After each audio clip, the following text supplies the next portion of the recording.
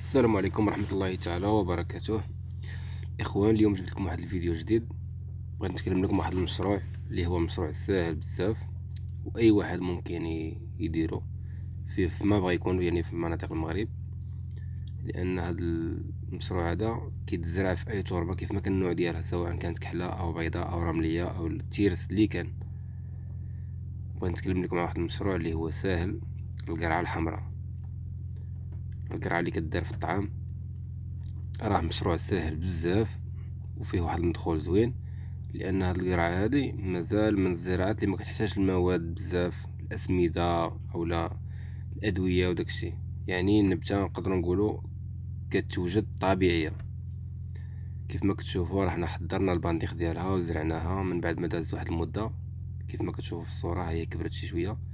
كنداويوها مره هكا على بوعسال بوبياض، يعني امراض بسيطه ما تخافوش منها، يعني ما كتشدش فيها الامراض. كيف ما كتلاحظوا في الصوره راني داويتها مره واحده.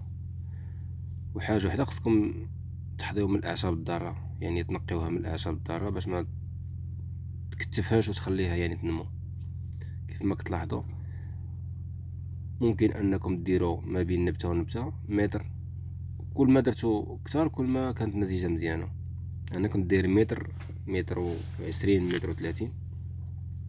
صافي راه غير كتسقيها كتبدا تبان لك راها كتنمو بواحد الوتيره اللي سريعه. كيف ما كتلاحظوا هنا راه غير تقريبا المده ديال 40 يوم. كيف ما كتلاحظوا هي كيف ولات في هاد الصوره هادي. صافي عطيوها غير الماء، متخافوا من حتى شي حاجه. من بعد راه كتبدا تكبر،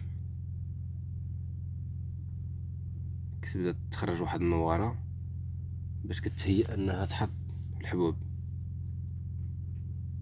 راه اللوايه ديالها الا كنتو كتلاحظوها مزيان. صافي ما كتحتاج لا اسمده ولا دواء ولا حتى شي حاجه. تحضيهم من الاعشاب الضاره وسقيوها، هادشي كافيه. وراه المردوديه ديالها مزيانه، يكفي انها يعني يسهل عليكم الله ويجي واحد الطوناج مزيان.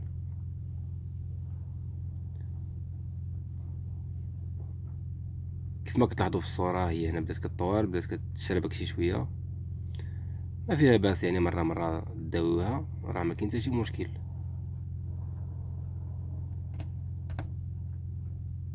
كيف ما كتلاحظوا راه الامور غاده مزيانه. هذا هو الدواء الموطور اللي كنداويو به. انا هنا كنت كنداويها على بوعسال، كنقاسها شويه بوعسال، ولكن ما كيأثرش عليها، ولكن ما فيها باس الانسان يحيدو.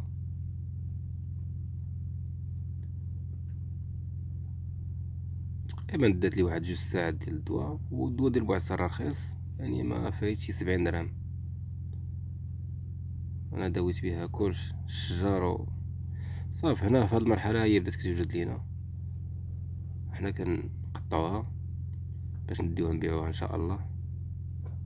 كيف ما كتلاحظوا راه كتعطي تبارك الله، كطير الخير. واخا انا هنا ما غلظتش بزاف، يعني ما عرفتش نختار نوعيه البذور، ولكن راه تبارك الله راها بلديه وحلوه، راها مخيره كاع.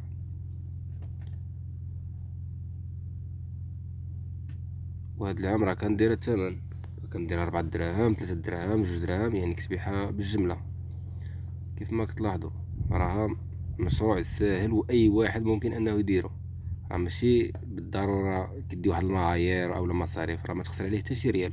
سقيها، زرعها، نقيها من الربع وترجى الله فيها.